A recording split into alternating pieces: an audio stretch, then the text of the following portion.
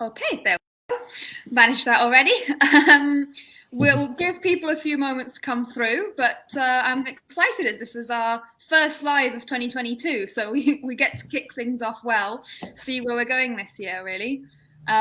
With all of these as a kind of opportunity to explore a bit more.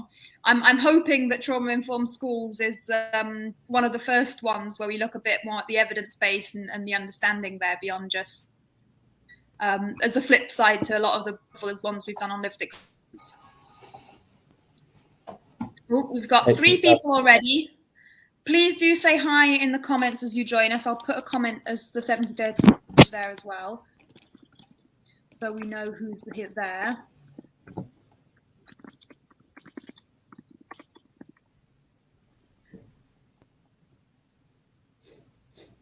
Got 6 people already, a popular one today. That's exciting. See where things go. I think we've been talking a lot about as a network about what we can do with schools, so that should be great. We've got Mary on already. Hi Mary, thanks for joining.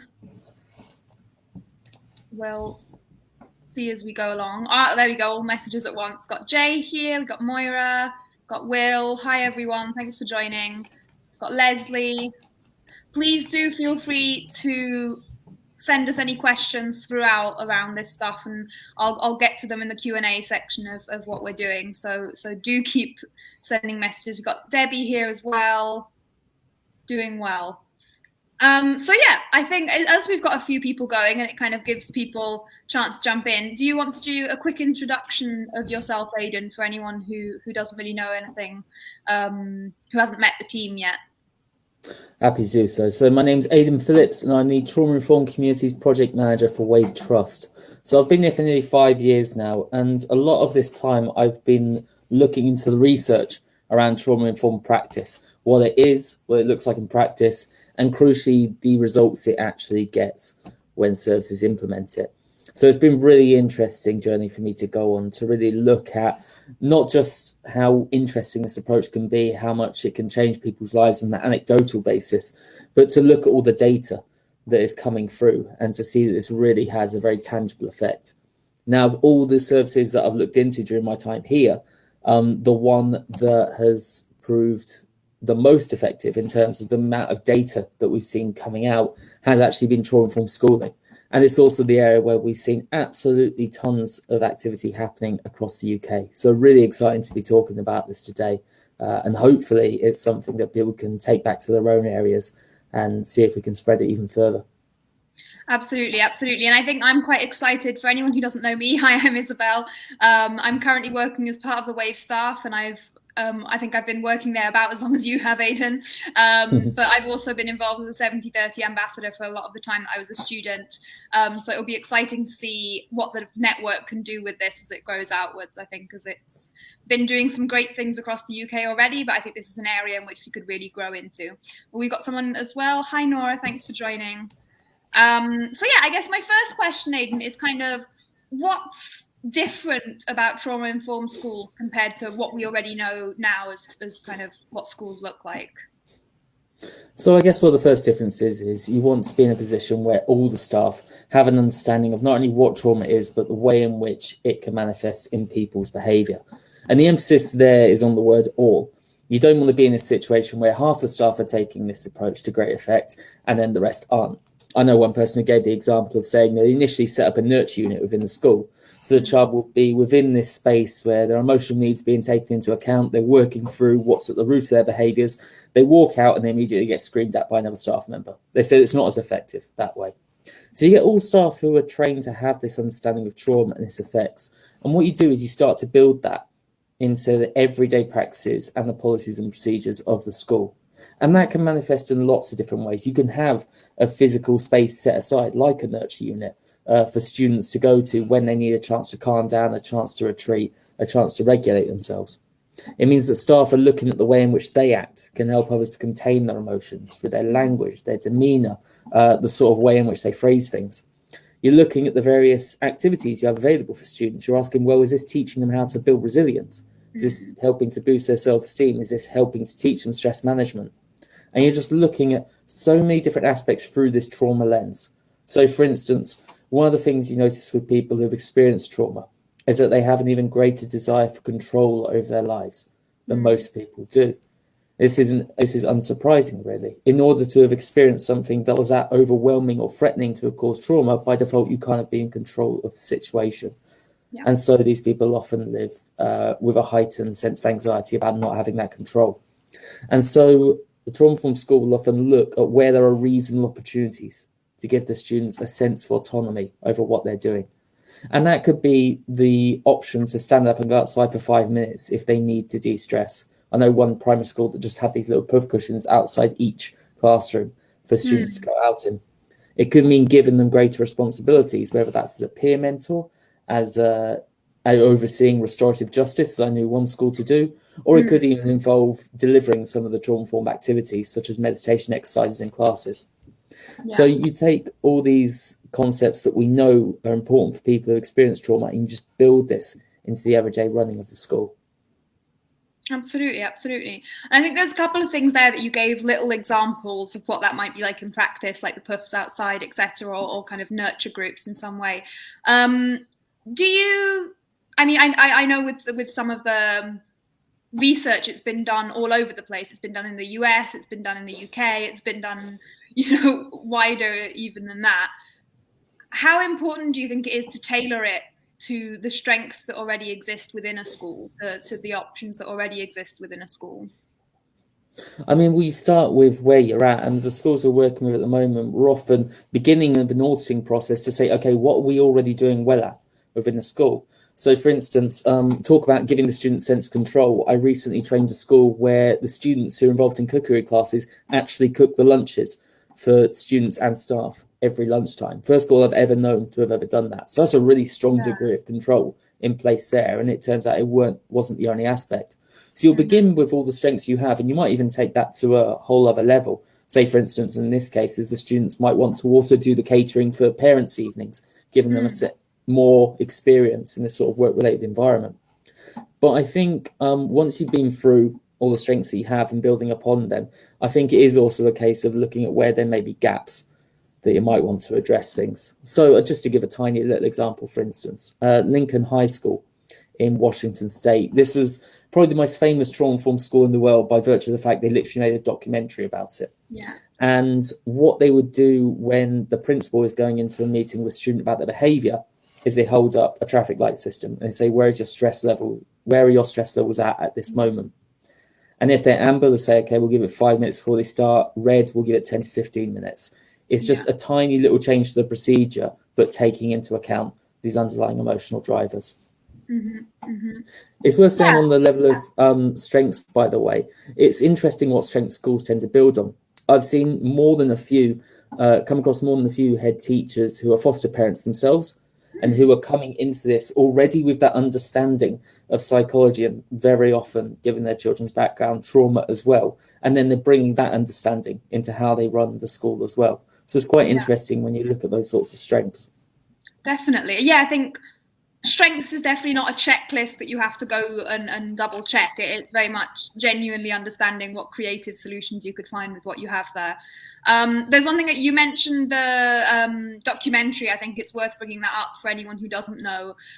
We're talking about the resilience documentary, which we found extremely powerful as part of the 70-30 campaign in terms of getting that core message about what ACEs are and what resilience is across. And if you are interested, if you haven't seen it, try and organize a screening in your local area to make sure you can make the most of the licensing fees. It can make a huge difference. I'm going to have to make a partial correction on that one, actually. I wasn't talking about resilience, but I was talking about the same director. So this is called Paper Tigers, and this documentary was about Lincoln High School in Washington State.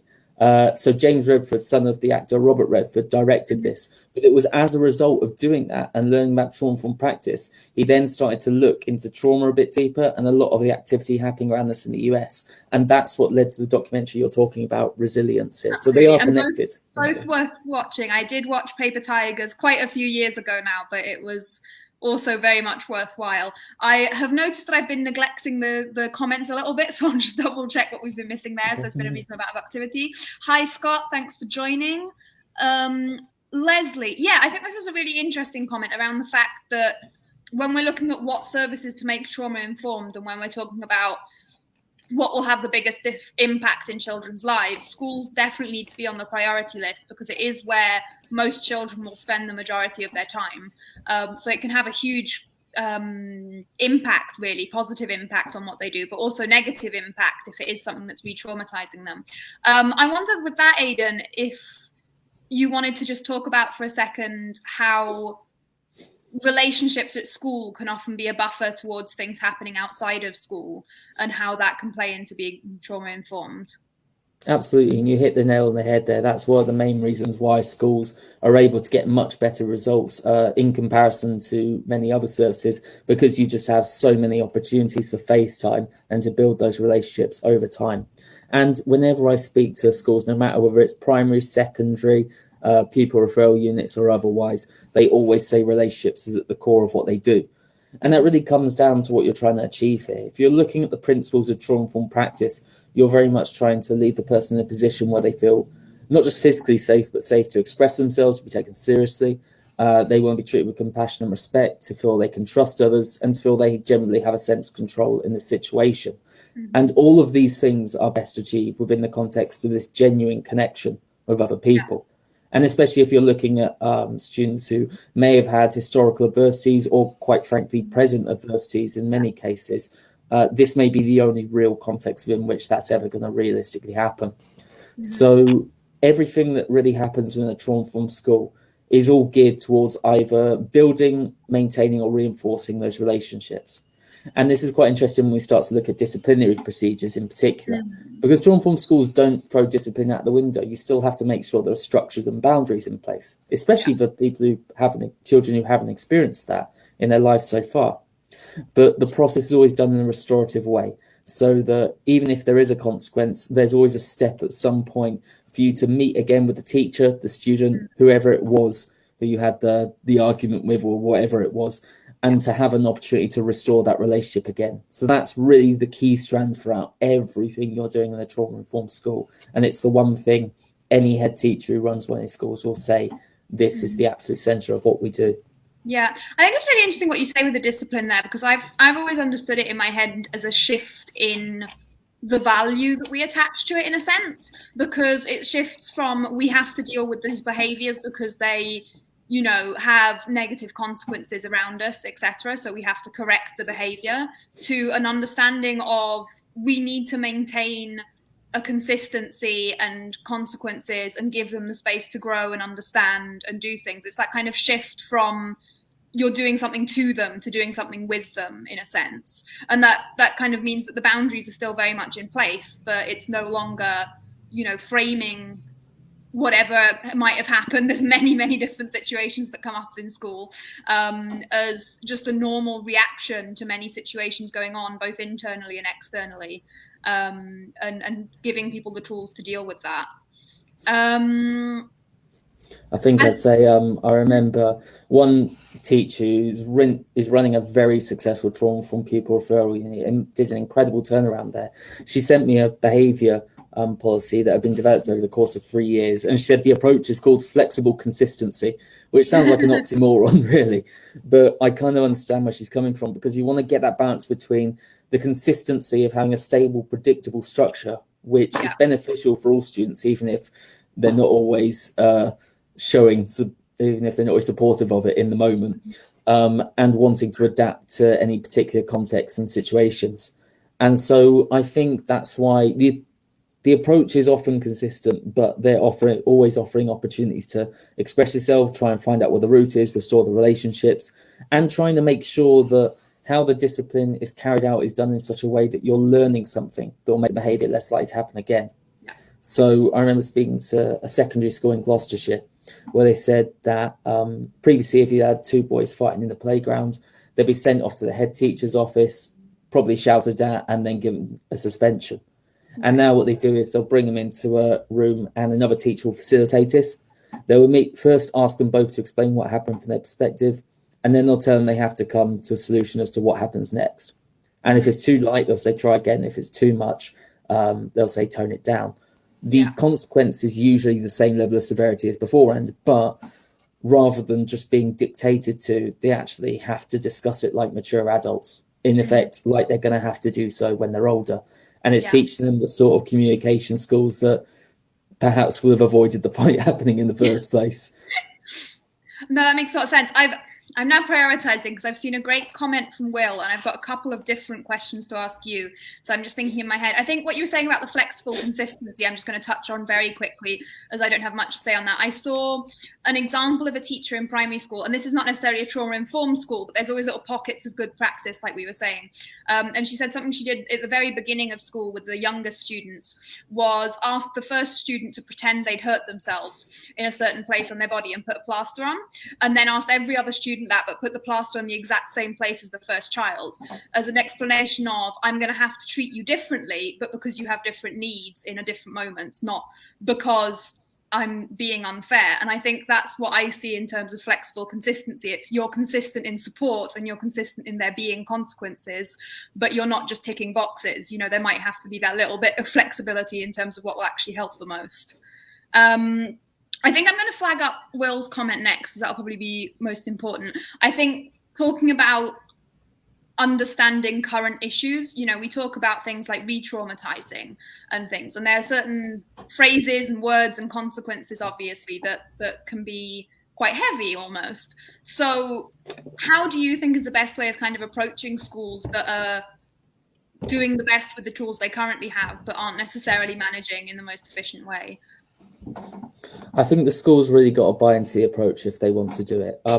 Often, if an area, say for instance, a local authority is running a trauma-informed schools program, one of the best approaches I found is you first reach out to the low-hanging fruit, the people who already like the idea, already enthusiastic about it. And once they start to get the results in, then it becomes more appealing to others. I think if you're seeking to reach out to schools who are currently struggling at the moment, if they're going to take it on board, they already have to believe in the approach. It's not enough just to go in and say, you're doing this wrong, you could do this better. It's not really going to win over people that way. They have to actually have bought into it on that ideological level, I think.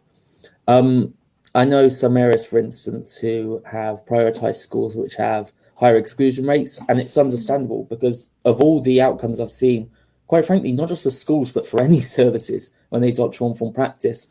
The one outcome where I've seen the most data for positive results is in exclusion rates.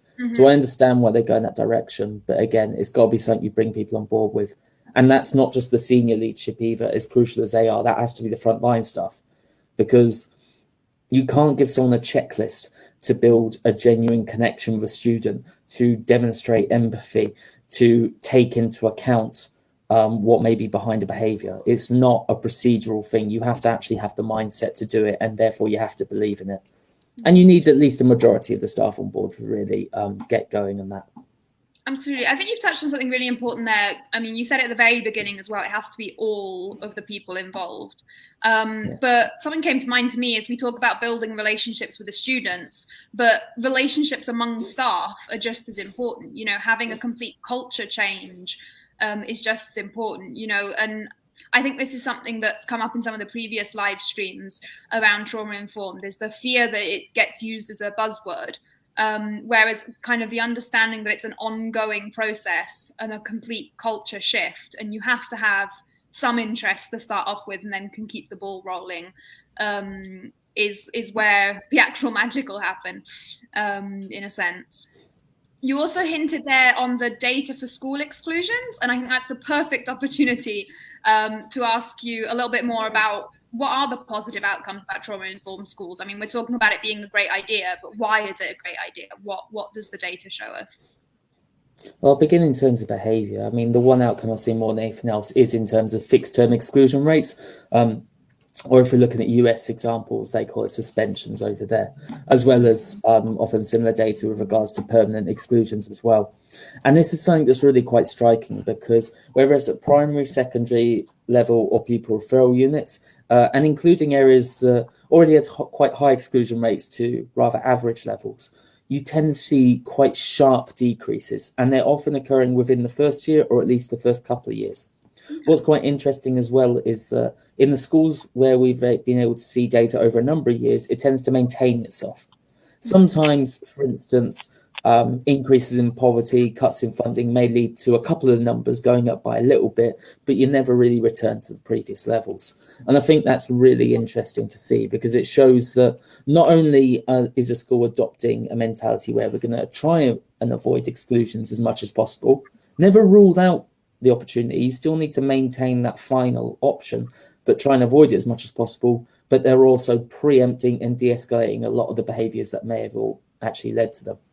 Yeah. Now, as well as exclusions, I don't have as much data on the other areas, but I have still seen compelling data where it's available to see reductions in the number of individual recorded incidents, things that might have involved a trip to the head teacher's office, for instance, in terms of school fights, in terms of even behaviours such as being verbally abusive towards teachers and showing disrespect.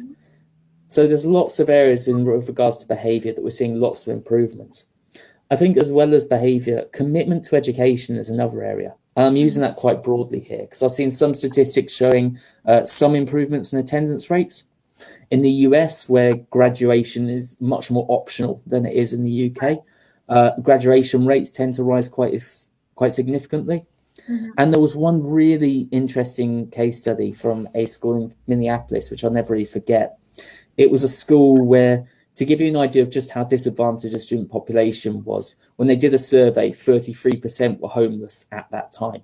And it's quite striking levels here. And when they measured various kinds of adverse childhood experiences, which had the potential to cause trauma, they were through the roof. I think like a majority had experienced parental separation, domestic violence, and various issues such as this. And when they first did the survey, they found it was 16% were aspiring to go to college. Now, in America, that's really seen as aspiring to go on and achieve something in your life. That's very much within their culture, how they see it. 3 years into the approach, and the table perfectly swapped over, and now 84% were aspiring to go to college. Yeah. And so it's a real sign of commitment to education, higher self-esteem, higher confidence, and lots of areas such as that. Mm-hmm. In terms of other outcomes, we've seen some improvements in terms of staff outcomes as well. One of the schools I actually picked up on earlier, the pupil referral unit I was very impressed by, was the Key Education Centre in Hampshire. Mm-hmm. Now, they reduced their exclusion rate by 80% within the first year. Interestingly, the staff absence rate actually reduced by 70% at the same time. And what they were finding was that despite the fact staff were being put through what was a really rigorous transition, the head teacher was very serious about this, but they were also being put in a position where they were able to mend a lot of the relationships, de-escalate the things before they went further, and just generally had a calmer environment, and also one which, as you said, places a stronger emphasis on staff well-being. Yeah. And so this idea of staff not having enough time to do all these things, actually you free up a lot of time because a lot of issues don't end up developing. Because you feel like you're in a more supportive environment, and because you're able to work more productively simply by being in this calmer area. So lots and lots of good positive results, and that's just the statistical ones. Anecdotally, you hear so much back. I remember going through one of my notes the other days for a school in Lancashire who had their last Ofsted report was rubbish, and they'd gone through a trauma-informed transition in the meantime. And they say people will visit having read the Ofsted rating, and they think it's going to be a jungle. They think people are going to be screaming and kind of swinging from the rafters, and they say that they're shocked. It's just calm and peaceful, and they think they may have gone to the wrong place. So it's the anecdotal feedback is quite amazing as well. Definitely. Yeah. I think definitely some very compelling data. I think the one that you were saying about the US flipping is the one that always sticks in my mind, definitely. We've got a great question from Debbie here. As a 70/30 ambassador, how do we approach our local school to see if they would be on board to become trauma-informed? Excellent question. Thank you there, Debbie. I think what would be worthwhile in terms of that is, firstly, getting in touch with them and saying you're an ambassador for a campaign. Not just we want to introduce approach to you, we want to introduce an approach that has a lot of positive evidence behind it. And what I would do first is I'd look into what the school themselves may be struggling with. Is it exclusion rates? Is it attendance? Do they have a lot of social and emotional, children with social and emotional disadvantages, especially after COVID, for instance? There may even be something linked to that, a student struggling to reintegrate to the school environment. Are they struggling to deal with behaviour in certain years? I know I've heard from some schools where years 8 and 9 are particularly difficult at the moment because they never went through a proper transition to secondary. So do a bit of research beforehand, whether that's looking into the data online or maybe just speaking to any staff there, ask what the particular issues are they're looking into, and then tailor your approach based on that. So you can not just say, I've got an approach you might be interested in. You can say, I've got an approach. It can help you resolve the thing that you're struggling to deal with. Yeah. And then when going in, I think it helps to first give a little bit of the information on the scientific theory, basically explain what trauma is and the impact it can have, as well as emotional resilience as the flip side. Because as much as you can just talk about the practice and what you do in practice, I think actually having an understanding of the science makes a big difference to people, because it reframes how they see things, and it can actually help a lot of the practice suddenly make sense. So I'd talk about both things in that meeting. Definitely. I think that's a really good answer. And the other thing I will say, Debbie, is will be far from the only person looking into this in the whole network. So reach out to everyone else. I can see Jay has already offered to give you a hand. But definitely, reach out, see if anyone else has had success, see what hurdles other people have come up against, and kind of learn from that, as that can make a huge difference.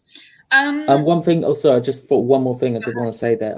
If you know of any staff within the school who are enthusiastic about this, work with them to approach the senior leadership, because it's one thing hearing a person in the community, and above that, one of the parents. But if it's one of your parents and one of your staff members who are interested in it, as a head teacher, then that's going to be a more compelling reason to go into that meeting.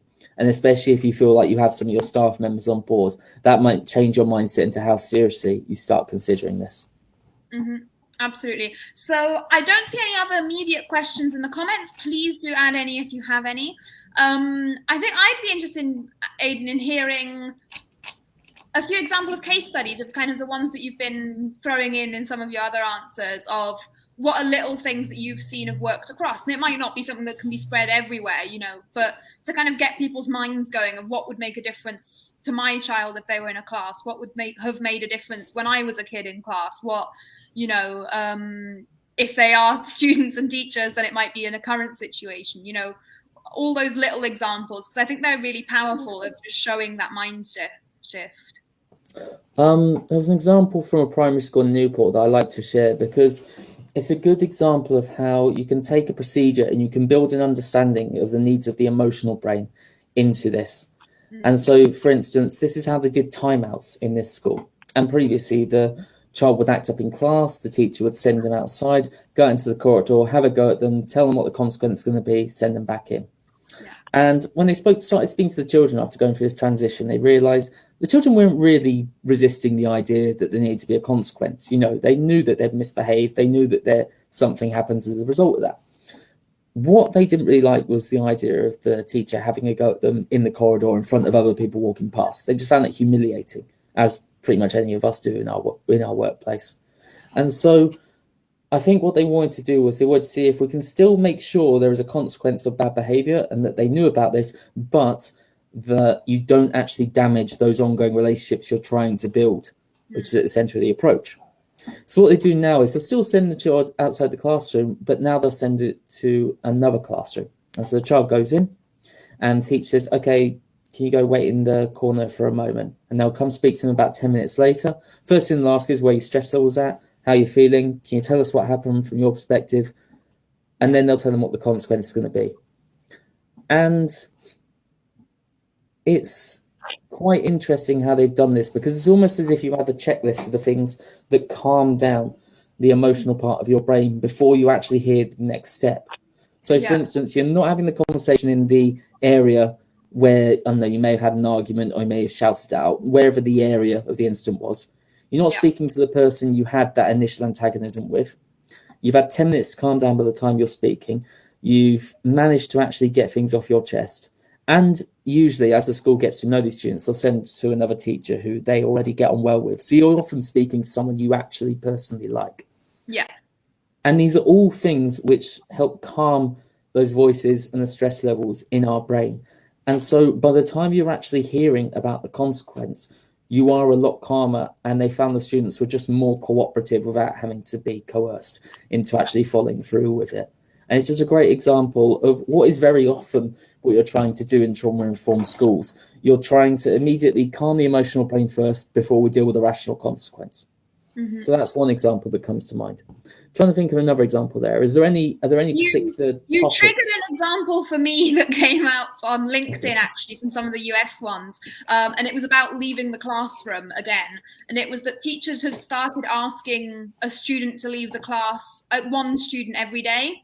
And they'd started associating it with asking them how they were feeling or giving them a compliment or something. So that when they did have to ask a student to leave the classroom because of an issue, they weren't immediately associating it with those kind of negative consequences and weren't set off. And it also wasn't singling them out compared to the rest of their classmates. So I guess a similar kind of principle, but flipped in a slightly different way. So yeah, you just reminded me of that one.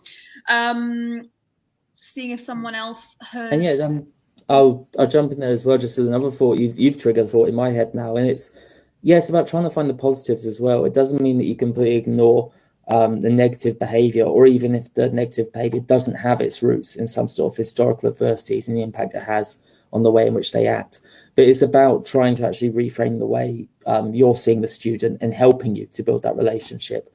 Because ultimately there is a mindset you need to adopt, especially if you're in the classroom and you're dealing with lots of teenagers who may not be acting as respectfully as you want them to be. It can be difficult to actually maintain that calm. And so staff will sometimes tell themselves things like they'll separate the behavior from the student, or they'll remind themselves what they were like at that age, or just stick tricks in the head to try and actually maintain their calm.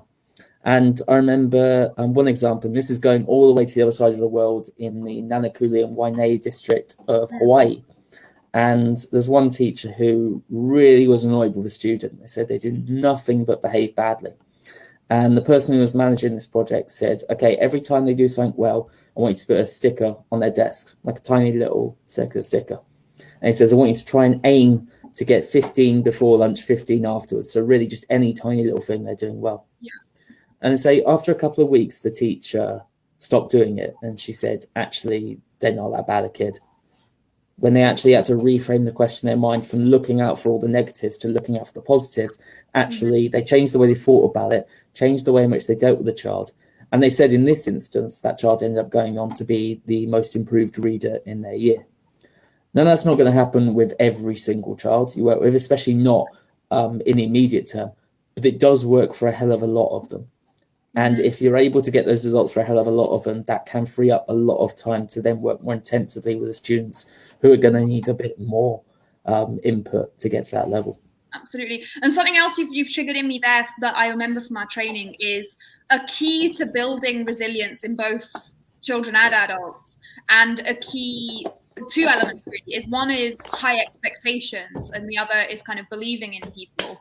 And so I think really reframing it in terms of what are the positives can be really powerful in that way.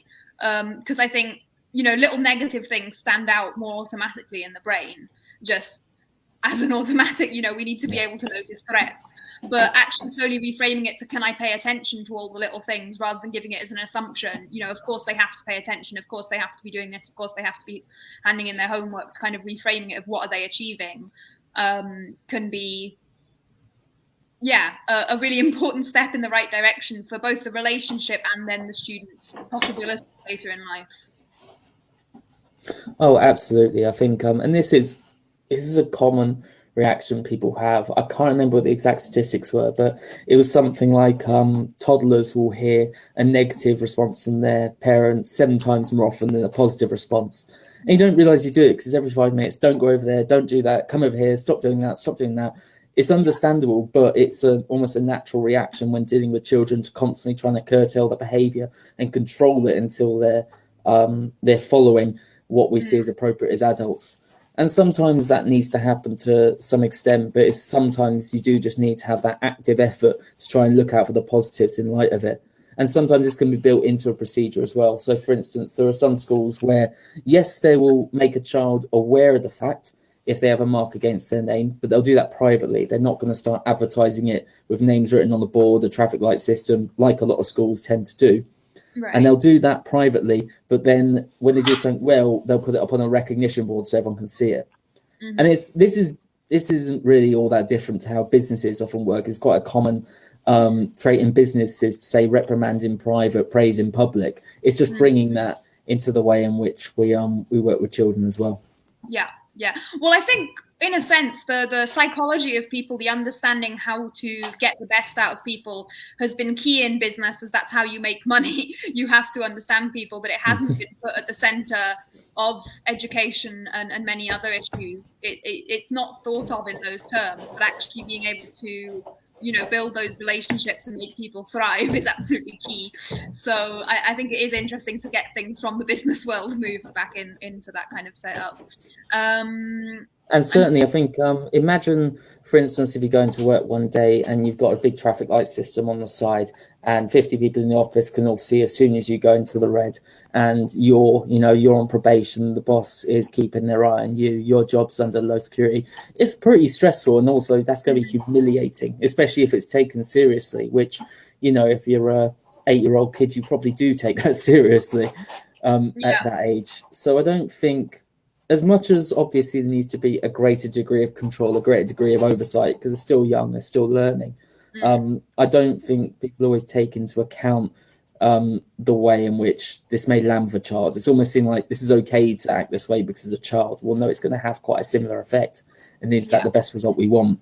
But I think maybe this is a hangover from the fact that kids used to be caned when they were badly behaved. And then when caning was taken away, schools didn't quite move on from the idea of enforcing behavior through force, and so had to find some other means to follow in the same trend. And maybe that's why we've ended up with these more zero tolerance, harsher policies.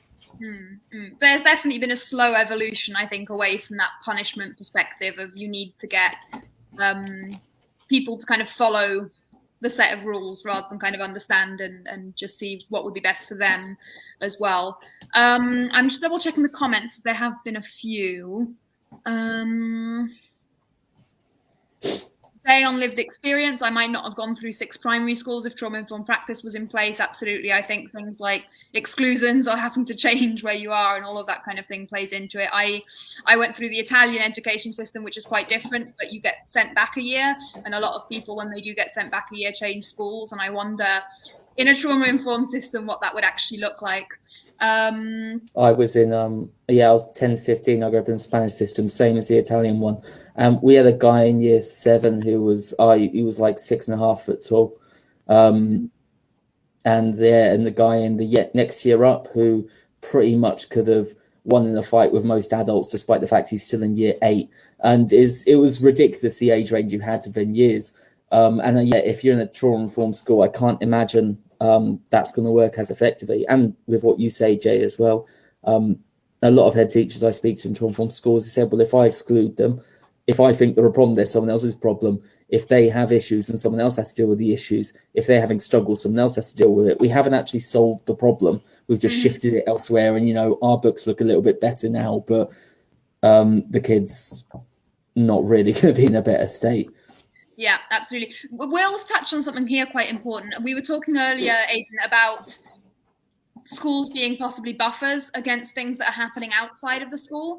And I think that understanding the link between schools and families, communities, parents is also key. It might not be the first step in the first year of becoming trauma-informed, but I think it is definitely essential further down the line to understand that the relationships need to be between staff, they need to be between staff and students, but they also need to be then outside of the school to be able to be fully trauma-informed. I mean, ultimately, you want to end up in a position where all the services within the area are trauma-informed in the sense that they all have this understanding of trauma. So whenever you go to social services, school, housing association, whoever it is, they all actually have the same approach, same language, same understanding. And so that really maximizes the benefits. And if you can then take it to the next level and start spreading the awareness among the rest of the residents in the area as well, I mean, you're really going to get great results that way. And we have seen, whether it's a school who ends up reaching out to other services or if they're part of a wider project, the results do get better. And everyone says that it actually helps partnership working between the parents and the school or the schools and other services, because you're all singing from the same hymn sheet. Yeah, I think something that got to me when I was first understanding why trauma-informed communities are so important was the trauma-informed schools perspective of what happens if you've had a fantastic experience in a trauma-informed primary school and are then sent to a secondary school where none of that is followed through, and you then have to go through multiple years where it's kind of not necessarily all undone because you do have, some foundations to work with, but you're put in a really vulnerable situation again. And yeah, I think being able to link it up and understand it is something I am very glad the 70-30 campaign is working towards. And a lot of secondary schools are saying the primaries need to get them secondary ready, and a lot of the primaries are saying your secondary needs to be child ready. It's Yes. it can be a bit of a mentality difference. And there are some areas where you have very nurturing primaries, and then secondaries would take a full zero tolerance policy. And you don't really go through a massive leap in maturity over the course of that summer between year 6 and year 7.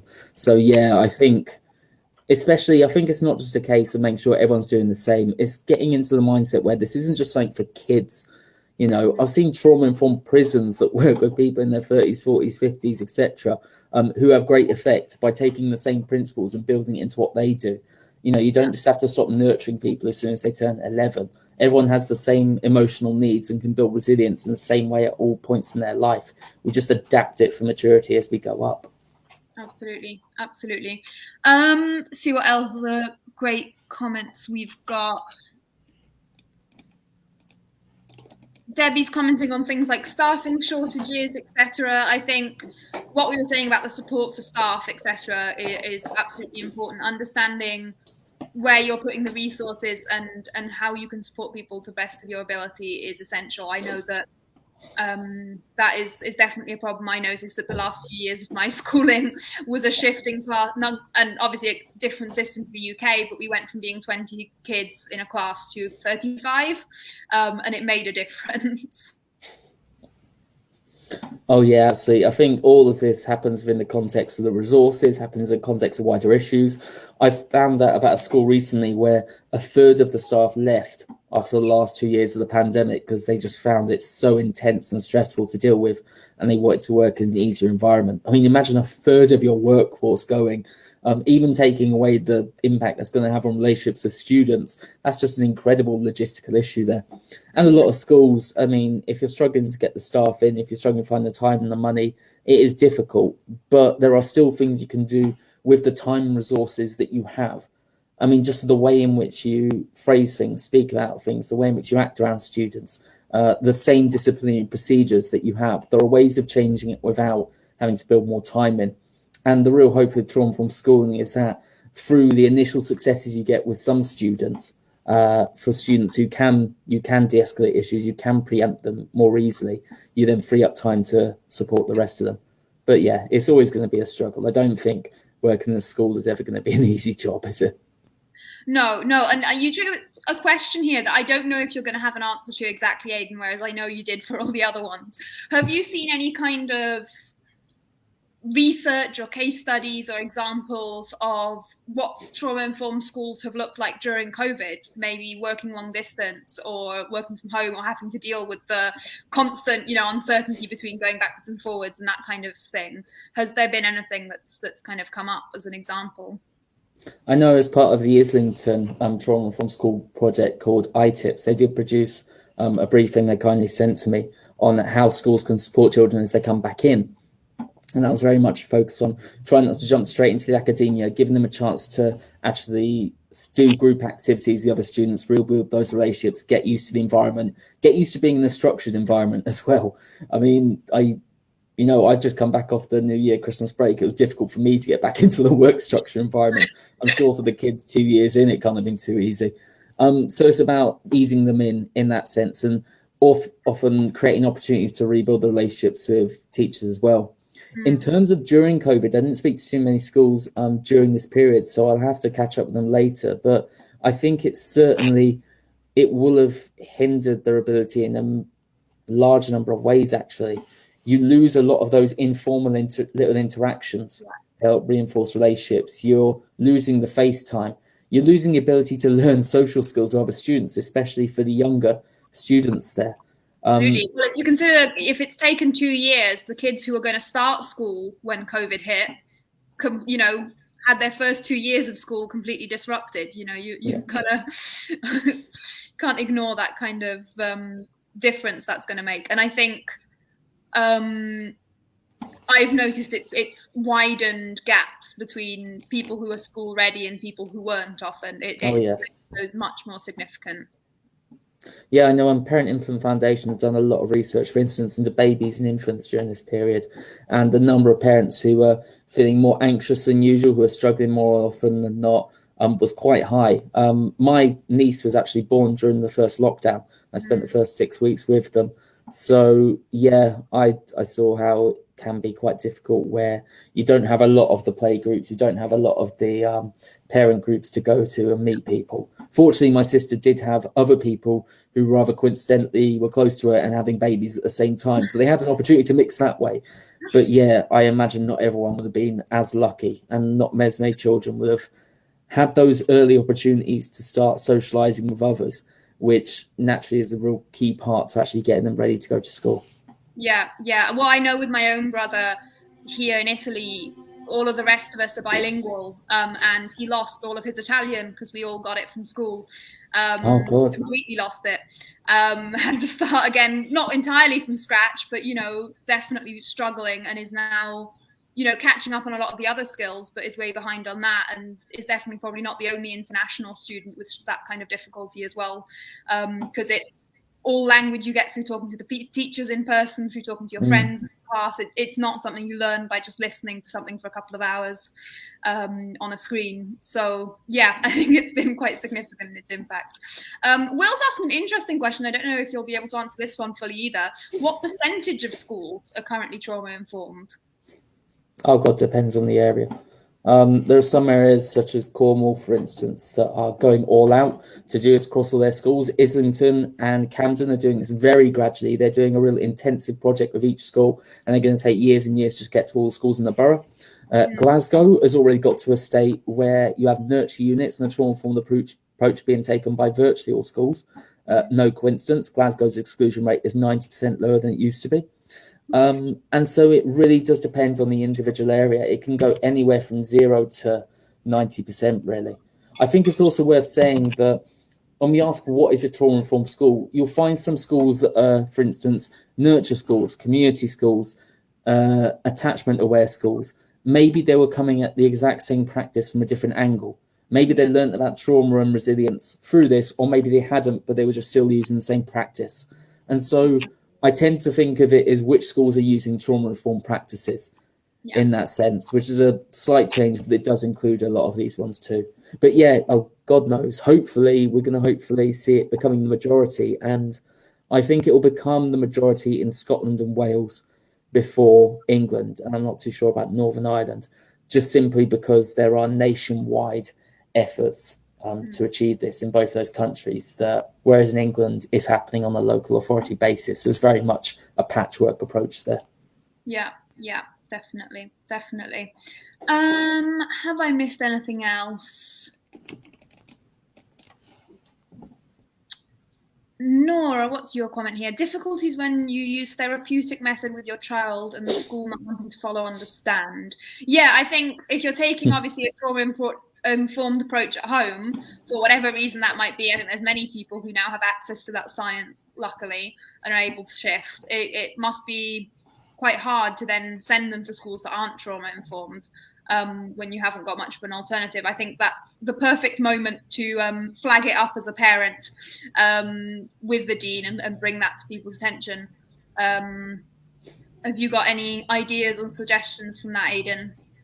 It's interesting there because you're teaching the child what is normal in this context. It's not normal to shout or raise your voice. It's normal to have some degree of choice in situations. It's normal to be able to express your emotions. And then you go into an environment where you're probably being shouted at, someone's completely in charge, you have no say in it. And also you start talking about emotions and they'll look at you quite quizzically. And yeah, it's going to get confusing at any age really for a child, because you're almost trying to work out what is normal overall and what's normal in this case or not another. I think it really just comes back to trying to trying to win them over based on what they're trying to achieve. As I said earlier, working out what the school or the particular teacher is trying to achieve, and then showing them how trauma-informed practice can support them in exactly that. Because you're speaking to people who have often done this for years, and so they have a strong idea of what they're trying to achieve here, and they'll look back on the successes they've had with that approach, and they'll focus very much on that. And sometimes you do find that, I'm not to say non-trauma-informed approaches don't always work either. I came across a very interesting example in one school. I went to visit them for the project, and I walked in, and someone walked in late into a receptionist, and the teacher just shouted at them, "You, late, why?" And when I was chatting to the Senko later, she said, "Oh, all our teachers speak to the children in a trauma-informed way." I recounted this instance and went, "Well, he didn't." And she went, "Yeah, he's interesting. He shouts at the students more than anyone else, but he also always has a restorative conversation." And so the students simultaneously feel a bit intimidated by him, but actually he has closer relationships with them than anyone else. So a teacher like that might struggle to be won over because they found a different blend, which isn't perfectly trauma-informed, but they've managed to get some good results out of it in their own way. So yeah, it's about trying to come at it where they are, and I guess respecting the experience they have at the same time in order to help win them over. Absolutely.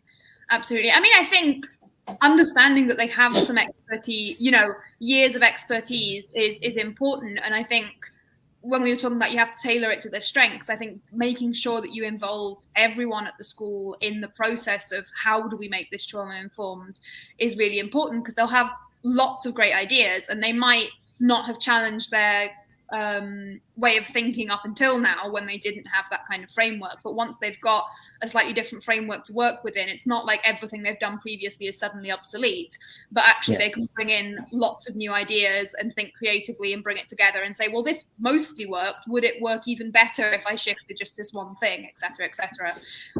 So definitely I think you can perhaps, especially if you're the person coming into a new school, I think acknowledge that expertise, acknowledge that they do know what they're doing. It might just be a case of, have you thought of trying it from this perspective? And that reminds me of, sorry, I finished your point. No, that was it. Go ahead. Okay, no worries. It reminds me of a piece of advice I got for someone who does adult education. They said, if you're trying to teach adults something, make them think it's their idea. Don't tell them what to do, kind of lead them towards, or try and lead them towards the understanding which you were trying to teach them, but make them think that they reached there of their own accord. And that's, as you say, it's you're building on what they've already got and then saying, okay, we're already doing this great. Maybe we could try this slightly differently, this slightly differently. And it's like with the traffic light system. Schools very rarely stop keeping track of the children who have been behaving badly. They don't stop making the child aware that they have a mark against their name and they have a chance to change it, but then there may be a consequence if they don't. It's just about not publicizing it broadly. So there's only a slight change there. Absolutely. What have I kind of got? Please let me just double check there's no last comments, but I think they're more general. I guess I wondered, when we're talking about trauma informed, we're often talking about difficult behavior and the effect that trauma can have around that, or school exclusions or kind of hope for the future, etc. But trauma very much impacts the way in which you can learn and your ability to participate in the academic side of school. Do you want to have a bit of a more in-depth look at that?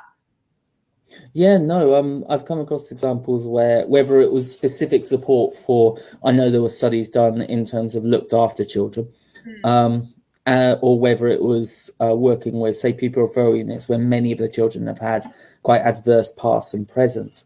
And you do see improvements in academic attainment. Sometimes it's often not to the level of the average population. You're dealing with children who often have a lot of disadvantages, have had throughout their lives. And if they didn't start off very well in school, then it's quite difficult to pick up the learning later. So I wouldn't say it's quite to that level, but I have certainly seen some level of improvement there. I think for me, the jury's still out in terms of the extent to which you can support students. I think if you're looking to improve academic achievement, this helps create a calmer, more conducive environment for learning. But I think you then perhaps need to take it to the next level if you want to actually get them onto higher grades. There was One particular example that was very interesting, it's a place called the Boxing School in Hackney.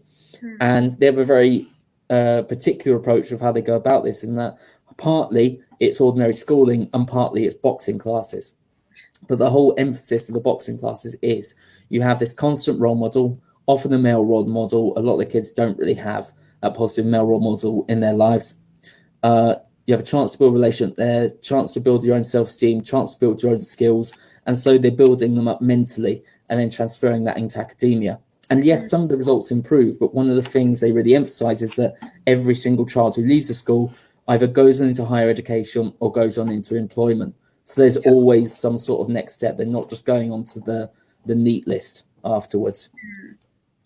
Absolutely, yeah. And I think even for me, beyond like it just improves the academic kind of achievements, I think it adds the understanding of why some students might be struggling that much more, and an understanding in what difficulties really are in the way. The fact they might not have their rational brain on right now, they might be in a fight or flight mode, or this might have affected their the development of language skills, of executive function, of all these things. Kind of understanding actually how early trauma can impact all those learning systems can be quite important longer term as well, as it kind of gives you a bit of a framework in which to understand what might be happening or why you might be struggling.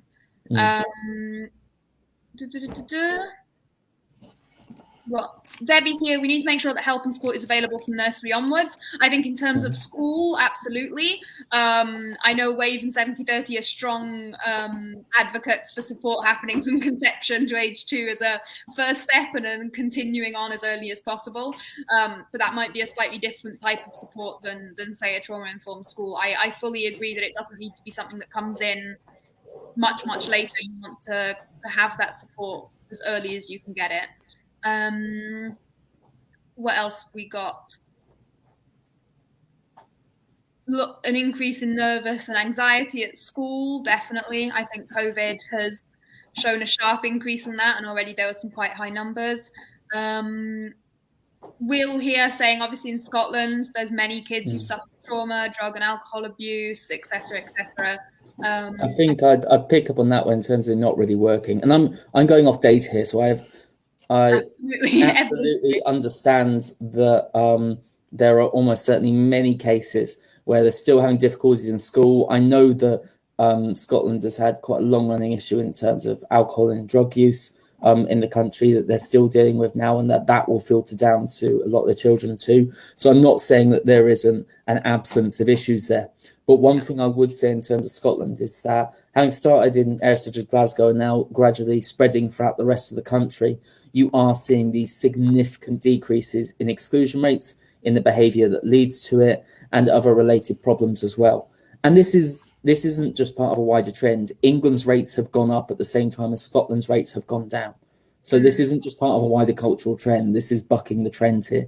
And so what I would say is that, yes, there are almost certainly many areas in which they need to improve on, but there have been significant improvements with regards to behaviour, and they are definitely going in the right direction, especially in areas such as Glasgow and I think Clackmannshire as well, where it's about a 90% reduction in exclusion rates, which is just incredible. Definitely. Noticing the time now, I think I'm going to ask you one last question and just see, what do you think needs to be the key takeaways that everyone should know about trauma-informed schools? Key takeaways. Relationships are really at the centre of everything that you're trying to achieve, and if you're able to build those strong relationships, everything becomes a lot more feasible and is likely to be more successful. It works much better when the leadership is on board, especially the head teacher, and some heads will say that the governors are key in that respect too. So if it's being led from the top, that's when you really get the best results. And also, over time, you want to actually look at how you can start to share this information with students themselves. Once it's embedded into staff practice, start to look at whether it's building it into form lessons, whether it's building into mini workshops, extracurricular activities, ways in which you can teach students about their brain, how to build their own resilience, how to cope with their own stress. So then they can actually take those skills into later life and into everything they do. Thank you very much. I think that's everything from the comments. So thank you so much for joining us today, Aidan. I think that was a really useful session. If anyone does have more questions about trauma-informed schools, please do get in touch. You can definitely message the Facebook page, I think. Aidan, are you happy if I share your email address in the comments for people to ask you any follow-up questions if they want to get involved? Yes, please do. Let me add that now. It's aphillips@wavetrust.org for anyone who's watching this and doesn't have access to the comments. No worries there. And I see just in your comment there about there's a reference list compiled for data-driven trauma-informed studies mentioned. I'll send you the mini report that was produced as a result of a recent study I did into good practice across the UK. So I'm happy to send that over to you. I've got your email address from the paper you sent over to me too. Fantastic. In that case, yes, thank you everyone so much for joining. We've had, I think, more people than usual today, so very glad to see that we're kicking off the 2022 lives with a lot of enthusiasm. And I will hopefully see you in a couple of weeks on our next live, and I'm sure Aidan will have lots of other great things to share on the Facebook page sometime soon. But have a wonderful evening, everyone. Bye. Thank you. Bye now.